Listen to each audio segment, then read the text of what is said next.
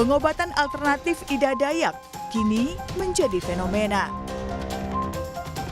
Ida Andriani alias Ida Dayak, perempuan asal Kabupaten Pasir, Kalimantan Timur ini melakukan aksi pengobatan dengan ritual menari dan mengoleskan minyak ke tubuh pasien yang sakit. Penyakit yang diobatinya diantaranya stroke, patah tulang, hingga kesulitan berbicara. Dalam praktiknya, Ida tidak memungut biaya dan hanya menjual minyak. Di Depok, Jawa Barat, ribuan orang dengan berbagai keluhan penyakit datang saat pengobatan Ida Dayak digelar di Kostrad Cilodong. Mereka mengaku mendapatkan informasi pengobatan alternatif Ida Dayak lewat media sosial. Dari Lampung datang sini? Dari Lampung Barat. Datang sama siapa? Sekeluarga. Oh. Tinggal di Lampung. Ah. Karena dengar informasi Bu Ida bisa nyembuhkan, siapa tahu jodoh. Ah. Keluarga. Bapak dari kampung? Informasi di sini ada Bu Ida dari? Banyak beredar. Banyak beredar. Dari sosmed atau dari keluarga? Dari sosmed. Sosmed. Disebar-sebarin gitu? Ya. Saking ramainya, kericuhan tak terhindarkan. Warga yang datang tak sabar menunggu giliran untuk diobati. Bahkan seorang ibu jatuh pingsan lantaran kelelahan menunggu pengobatan alternatif yang dilakukan Ida Dayak. Karena terlalu ramai pula, akhirnya pengobatan Ida Dayak dibatalkan. Meski begitu, masih banyak warga yang datang untuk mendapatkan pengobatan. Tim Liputan, Kompas TV.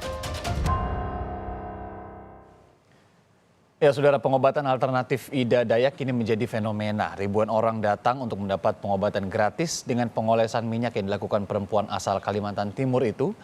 Lalu kenapa masyarakat begitu antusias dengan pengobatan seperti ini? Apa sebenarnya analisis di balik fenomena sosial ini? Kita bahas dengan sosiolog dari Universitas Indonesia, dari UI. Ada, ini Ibu Ida juga, Ibu Ida Ruwaida. Bu Ida, selamat pagi. Selamat pagi, salam sehat untuk kita semua. Salam sehat Bu Ida. Ini ribuan orang ya Bu ya, mendatangi begitu ya. Kemarin ada pengobatan Ida Dayak. Ini sama-sama Ibu Ida, saya jadi agak kagok nih Bu. Itu dari fenomena sosialnya Ibu melihat seperti apa? Kenapa masyarakat begitu antusias Bu untuk datang? Ya, saya kira kan memang yang perlu dicatat, pengobatan alternatif di masyarakat kita bukan sesuatu hal yang baru ya. Artinya kan selalu ada pilihan untuk berobat di luar medis begitu ya, apa yang disebut sebagai demedikalisasi. Nah, hal yang kedua adalah memang kalau kita lihat pengobatan atau pilihan pengobatan itu juga sangat dikaitkan dengan keyakinan kan, begitu ya. Jadi kadang kita bisa melihat dalam kacamata bahwa apa yang dilakukan seseorang gitu ya untuk memilih pengobatan alternatif itu dianggap irasional, tapi buat yang melakukannya itu dianggap sebagai sesuatu hal yang rasional. Nah, apalagi ketika yang bersangkutan pasien dan keluarga itu sudah menghadapi sakitnya bertahun-tahun ya, beberapa waktu yang terus kemudian secara medis tidak banyak menjanjikan. Nah, sehingga ketika ada tawaran begitu ya pengobatan alternatif, nah itu dianggap sebagai satu hal yang diharapkan bisa menyembuhkan gitu ya, treatmentnya cespleng katakanlah seperti itu Mas. Ya, berarti seperti ada harapan lain begitu ya, yang kemudian dirasakan masyarakat ini ya, secara sosial mungkin kalau di pengobatan modern let's say begitu tidak membuahkan hasil ataupun ada keterbatasan untuk mengakses ke sana misalkan secara ekonomi, ini menjadi sebuah harapan baru bagi mereka juga ya.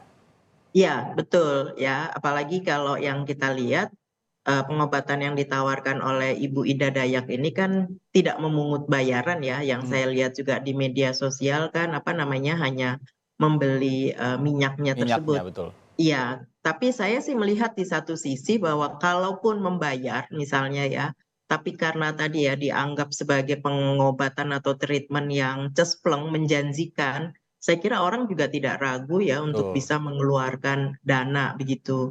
Karena kan kalau kita coba lihat ya dari kasus-kasus yang ada begitu ya, yang dari yang tidak bersuara menjadi bersuara, dari tulang yang bengkok menjadi itu begitu ya.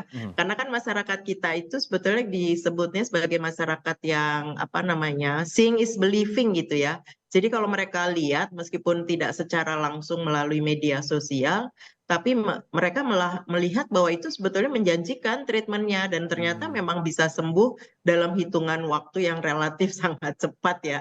Kalau kita coba lihat dengan kacamata medis, saya kira ya memang tidak bisa dibandingkan sebetulnya itu. Iya, iya. Dan sebenarnya kalau fenomena pengobatan alternatif seperti tukang urut, let's say begitu ya, ini juga sudah lama, apalagi di ibu kota juga sudah banyak gitu ya Bu ya. Saya sendiri kalau misalkan main bola gitu kan dulu masa kecil, waduh kesleo gitu kan paling sering terdengar begitu. Ya udah ke tukang urut aja dan kita fine aja. Jadi sudah ada sebuah tradisi sosial juga sebenarnya yang mengiyakan, mengonfirmasi pengobatan alternatif ini ya. Iya, betul. Makanya dari awal tadi saya sampaikan bahwa pengobatan alternatif bukan satu hal yang baru ya di masyarakat kita, menjadi bagian yang saya sebut melekat sebetulnya dalam konteks kehidupan masyarakat kita begitu. Nah, hanya kemudian ada model-model pengobatan yang sebetulnya menurut saya ya tiba-tiba muncul kan Ibu Ida Dayak ya. Saya tidak tahu latar belakangnya Ibu Ida Dayak. Tapi dalam 1 bulan ini kan kita lihat ya, kebetulan saya ikut mencermati di media sosial gitu. Nah 1 bulan ini tiba-tiba muncul Ibu Ida Dayak yang terus kemudian yaitu tadi gitu ya, karena paparan media sosial banyak orang yang terlihat ya tersembuhkan dalam tanda kutip begitu, dan itu kemudian membuat masyarakat berharap banyak begitu. Oleh sebab itu saya kira ini perlu disikapi juga begitu ya, jangan sampai ada kerusuhan gitu ya, keresahan yang menyertai dari keberadaan Ibu Dayak. Nah di sisi yang lain sebetulnya tidak bisa disalahkan juga ketika masyarakat berekspektasi melalui Ibu Dayak penyakit yang mereka derita itu bisa terobati atau tersembuhkan begitu. Saya melihat kalau seramai yang kita lihat di media sosial begitu ya, orang seramai itu berbondong-bondong menuju satu tujuan yang sama itu beberapa waktu kebelakang ini kalau konser aja Bu. Kalau konser-konser, kemudian kemarin konser di GBK juga rame-rame segitu. Tapi kemarin ini heboh sekali media sosial karena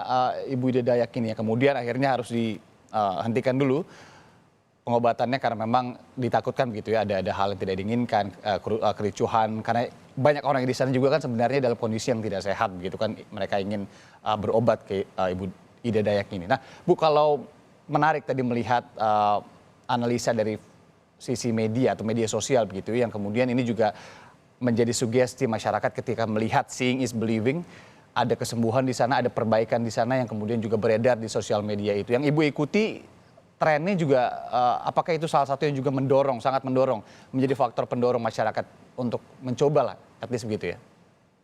Iya, karena kalau kita bicara tentang media massa, media sosial itu kan dikategorikan sebagai participating factor ya.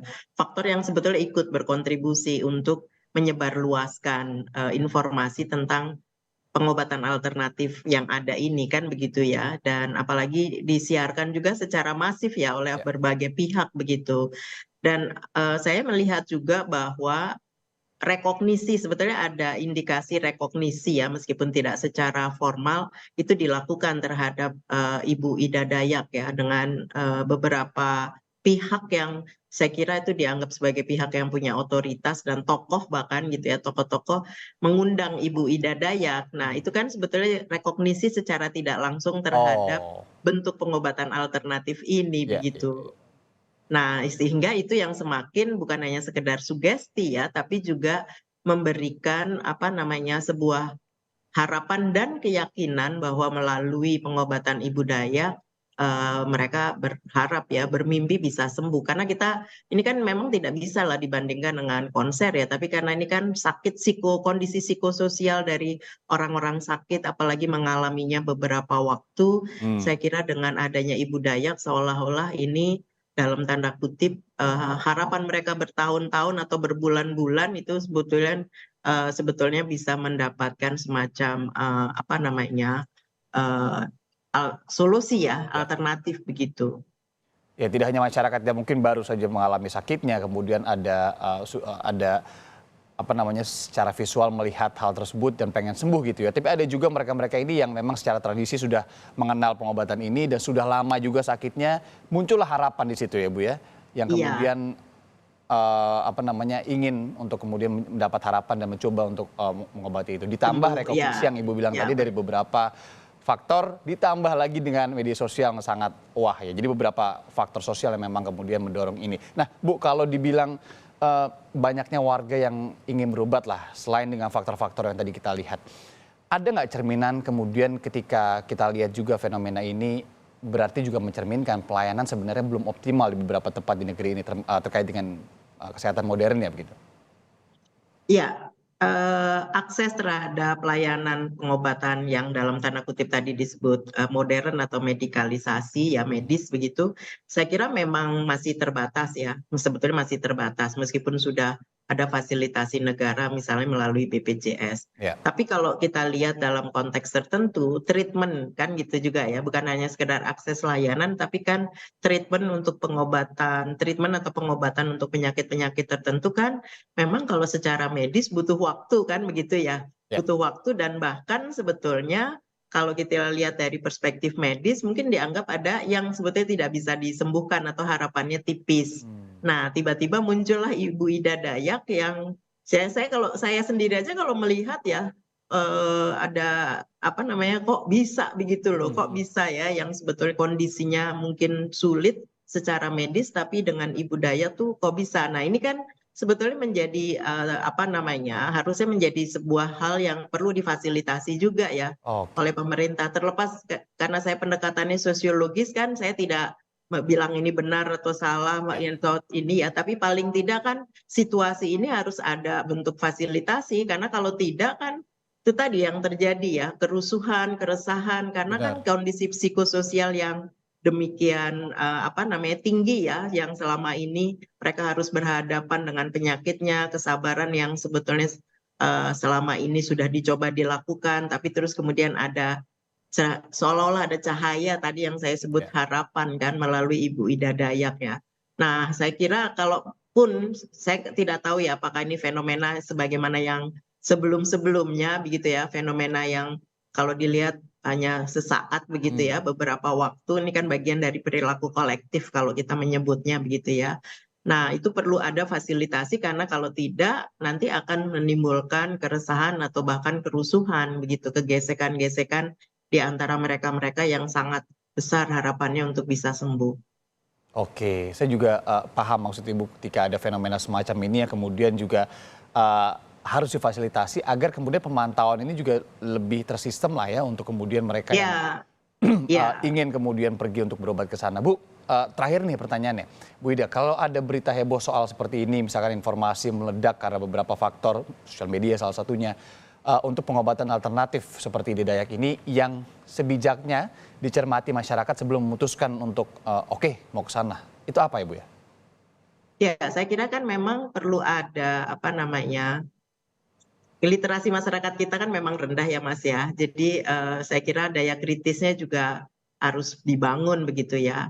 Karena kan kita tidak bisa pungkiri ya media sosial itu begitu berpengaruh sehingga kadang apa namanya daya kritis itu juga kemudian luntur begitu karena tadi ya melihat fenomena-fenomena yang ditayangkan melalui media sosial itu yang terus kemudian seolah-olah menjanjikan. Nah, saya kira perlu ada pihak-pihak lain yang sebetulnya kalau kita melepaskan ke masyarakat kan agak sulit ya. Tapi ada pihak-pihak lain yang saya kira perlu gitu membantu gitu ikut memberikan literasi ke masyarakat begitu ya. Nah, termasuk dalam hal ini adalah apa namanya pemerintah gitu ya. Karena tadi saya sebut ada pihak-pihak yang sebetulnya secara langsung atau tidak langsung merekognisi dan menganggap menjustifikasi ya, melegitimasi apa yang dilakukan oleh Ibu Ida Dayak kan begitu ya. Dan ini sebetulnya semakin menumbuhkan keyakinan pada masyarakat bahwa apa yang dilakukan oleh Ibu Ida Dayak itu memang sesuatu yang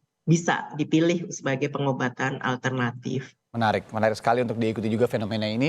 Apalagi itu tadi ya ditambah rekognisi dari beberapa pihak ya semoga harapannya juga ada peningkatan literasi juga ya dari beberapa pihak lainnya yang kemudian memfasilitasi bukan dalam artian misalkan fasilitas fisik saja gedung kemudian sistemnya diatur tapi juga ada imbauan-imbauan kemudian juga peningkatan literasi terhadap hal-hal semacam ini di kemudian hari ya. Sosiolog UI Ibu Ida Ruwaida, terima kasih Bu Ida sudah meluangkan waktu pagi ini sebentar untuk berbagi bersama kami di Sapa Indonesia Pagi. Sehat selalu Ibu.